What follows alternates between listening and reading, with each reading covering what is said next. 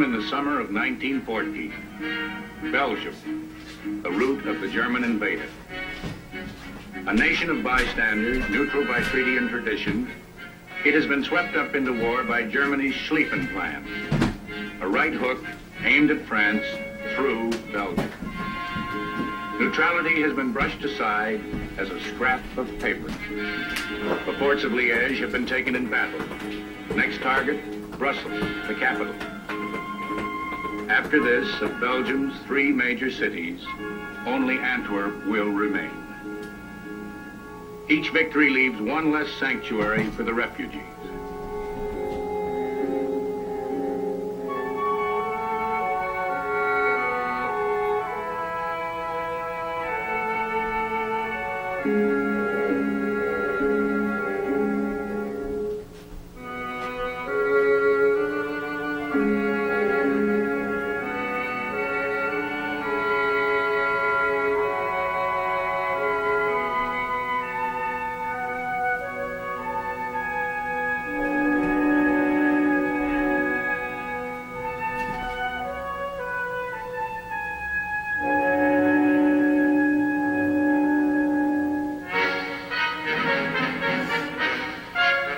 August 20th, General Alexander von Kluck's First German Army occupies Brussels. A parade of power. 3 days, 3 nights. 300,000 jack-booted troops tramping across the cobblestones. Even after the battle has moved on to France, this cadence will echo through the world. Aggression, occupation, atrocity.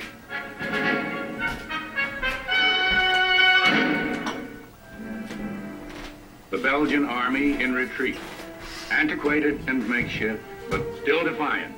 For the German High Command, the resistance is incomprehensible, bordering on the insane. In the face of massive odds, Albert, King of the Belgians and Commander-in-Chief, has refused to surrender, ignoring all ultimatums. Instead, he falls back from Brussels toward fortified Antwerp. Here he hopes to hold out until help arrives.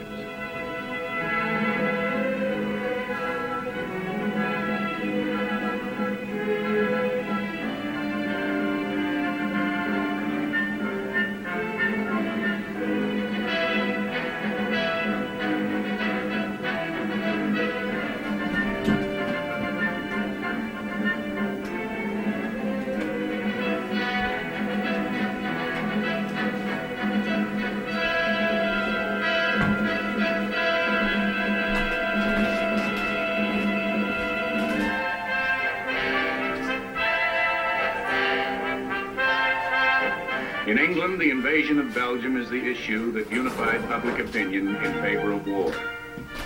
Little Belgium and the scrap of paper are already rallying cries in the campaign to recruit volunteers. But in truth, the help available is insignificant. The only major power in Europe without conscription, Britain musters but 6 divisions. And, says the First Lord of the Admiralty, Winston Churchill, no landings can be made in Belgium itself. The fleet can guarantee safe passage only across the Channel to France.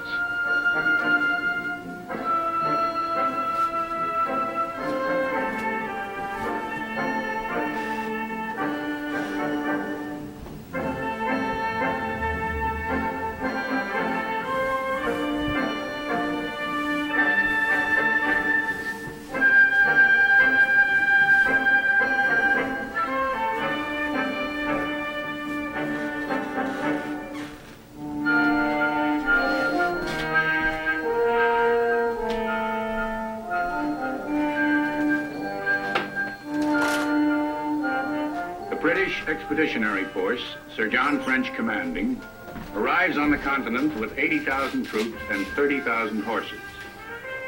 It is, in the words of a military historian, the best trained, best organized, and best equipped army that ever went forth to war.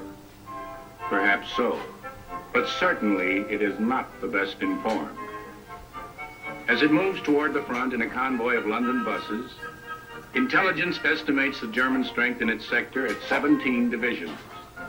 Actually, General Kluck has 30. The only British plan is commitment, to join France in battle against the Germans. The battleground is Belgium. There the BEF takes up its position, on the left of the French Fifth Army under General Charles Lorezac.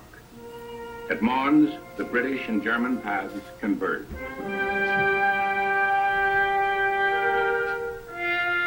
No better informed than the British, the Germans have heard only rumors of the BEF's arrival, are astonished to see the English on their front. The armies collide by accident.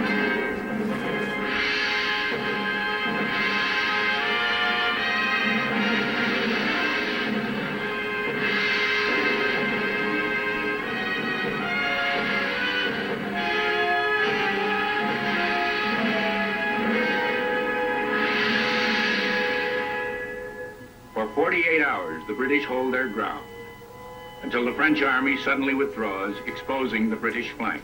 Now, there is no alternative. The BEF gathers its bloodied remnant and heads back down the road it had come up only 2 days before. The Belgians must stand alone.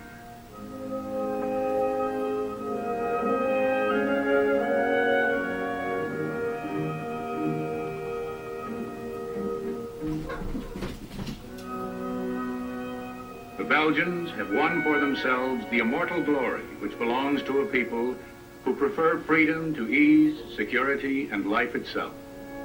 So writes the British Prime Minister, Herbert Asquith, as Antwerp prepares for siege.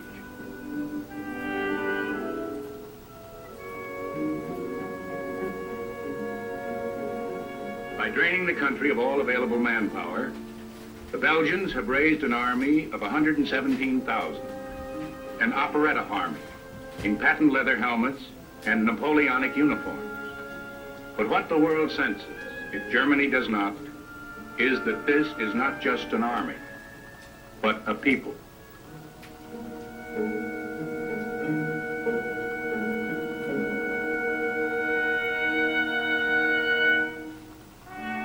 The German command, stung and exasperated by the unexpected defiance of the Belgians, detaches a powerful segment of Kluck's right wing and swings it north to crush the resistance at Antwerp.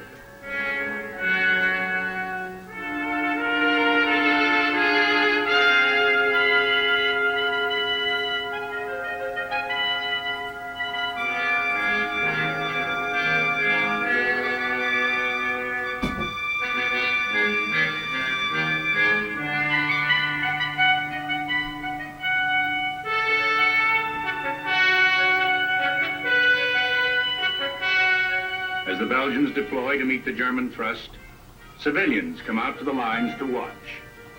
In these young days of the war, battle is still a spectator sport.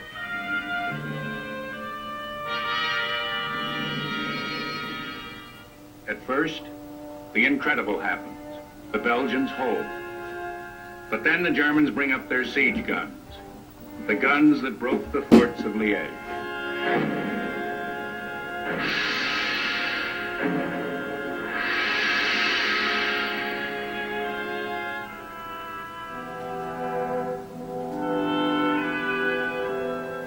At this moment of crisis, a smiling, cherubic Englishman arrives in Antwerp by sea. Winston Churchill, 39 years old. Close on his heels in London buses, a detachment of Royal Marines. Only 400. But Churchill intimates that they are merely the vanguard of thousands more.